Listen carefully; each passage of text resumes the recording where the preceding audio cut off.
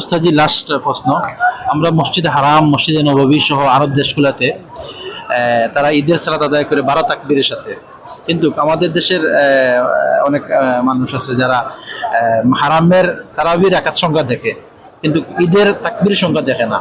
তো এই ক্ষেত্রে কি বলবেন যে 12 তাকবীরের সাথে ঈদের সালাত আর এটা মেনে নিতেই চাচ্ছে না তারা, এই বিষয়ে যদি একটু বলতেন সংক্ষেপে। আলহামদুলিল্লাহ, তো রমজান শেষেই ঈদ উল ফিতর আসে। ঈদ উল ফিতর সম্পর্কে আল্লাহ বলছেন ওয়ালিতুকাব্বিরুল্লাহ ওয়ালিতুকমিলুল ইদ্দাতা ওয়ালিতুকাব্বিরুল্লাহ আলা মা হাদাকুম ওয়া লাআল্লাকুম তাশকুরুন। সিয়ামের সংখ্যা পূর্ণ করার পরে আল্লাহ তাকবীর দিতে বলেছেন, আর সূর্য ডোবা থেকেই তাকবীর হবে, এবং সালাতুল ঈদ যে ঈদ উল ফিতর এবং ঈদ উল আযহা, এই দুই সাথের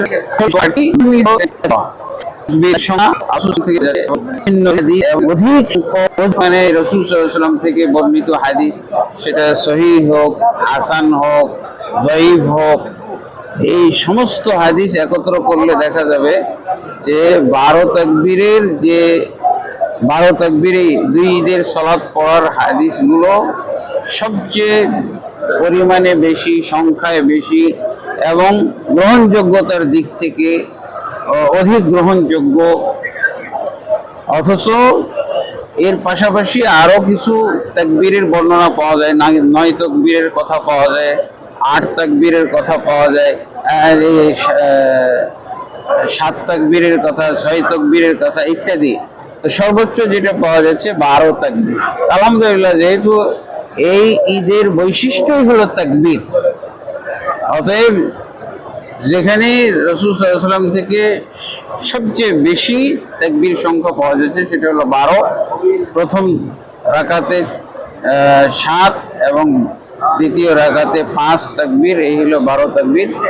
এবং গোটা মক্কা, মদিনা এবং আরব বিশ্ব সহ সব জায়গায় প্রায় এই তাকবীর সংখ্যায় ঈদের সালাত পড়া হয়। অথচ আমাদের বাংলাদেশে এই তাকবীর, এই 12 তাকবীরের ঈদ পড়াকে অনেকেই মনে করে যে এটা হলো সুন্নাহ বিরোধী, এটা এক ধরনের অজ্ঞতা।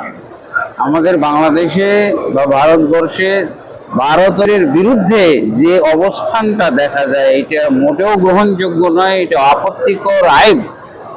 এটা কোনো আলেমের কাজ হইতে পারে না।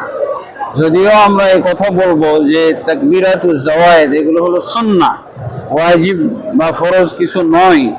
যদি কেউ প্ল্যান করে ফেলে তাকবীর বাদ দিয়ে একবার ফজরের সালাতের মতো করে, তারপরও ঈদের সালাত আদায় হয়ে যাবে, কিন্তু বাড়তি তাকবীরের ক্ষেত্রে যে এরকম অবস্থান, এই অবস্থান গ্রহণ করাটা মোটেও জায়েজ নেই।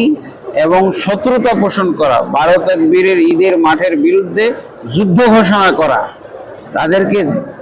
তাদেরকে শত্রু মনে করা, তাদেরকে বাতিল ঘোষণা, বাতিল মনে করা, এবং কোথাও 12 তাকবীরে ঈদের সালাত পড়তে দেখলে তাদের বিরুদ্ধে ষড়যন্ত্র করা, শত্রুতা পোষণ করা, তাদেরকে ক্ষতিগ্রস্ত করার চেষ্টা করা, তাদেরকে বাতিল বলার চেষ্টা করা, এটা অবশ্যই যেমন একদিক থেকে অজ্ঞতা, গুমরাহি, এবং এটা হলো সুন্নাহর বিরুদ্ধে এক ধরনের ধৃষ্টতা।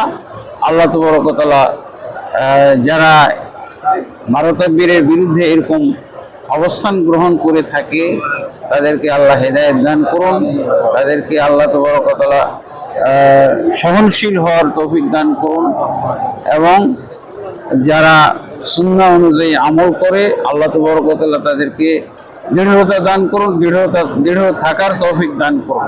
অবশ্যই সুন্নাহর উপরে অটল থাকা কঠিন কাজ। তো আসলে আমরা অনেক সময় কিন্তু এই কথাটা বলে থাকি যে মক্কা মদিনায় 20 রাকাত, এখন তো 20 রাকাতও নাই। কিন্তু মক্কা মদিনার 12 রাকাত কখনোই তারা গ্রহণ করে নাই, 20 রাকাত গ্রহণ করেছে। এখন তাহলে তাদেরকে আমরা এই দাওয়াত দিব যে 20 রাকাত আপনারা গ্রহণ করেছে, এখন 10 রাকাত গ্রহণ করেন। কমে গেছে, করোনার সময় থেকে এখন 10 রাকাত করে হয়, এখন এইটা গ্রহণ করুন, দেখা যাক কত আপনারা হারামাইন পাগল বা হারামাইনের পছন্দ করেন। আলহামদুলিল্লাহ এই যে সবাই সাক্ষী, করোনার যুগ থেকে মানে 2020 থেকে 10 রাকাত চালু হয়েছে। এটা প্রচার করেন যেভাবে আপনারা প্রচার করেছিলেন 20 রাকাতটা। তো আমরা বলবো যে আসলে হারাম আইনের অবশ্যই অনুসরণ করতে হবে, কিন্তু সেখানে আমাদের দলিলের আলোকে করতে হবে। আল্লাহ আমাদেরকে তৌফিক দান করুন। আসসালামু আলাইকুম।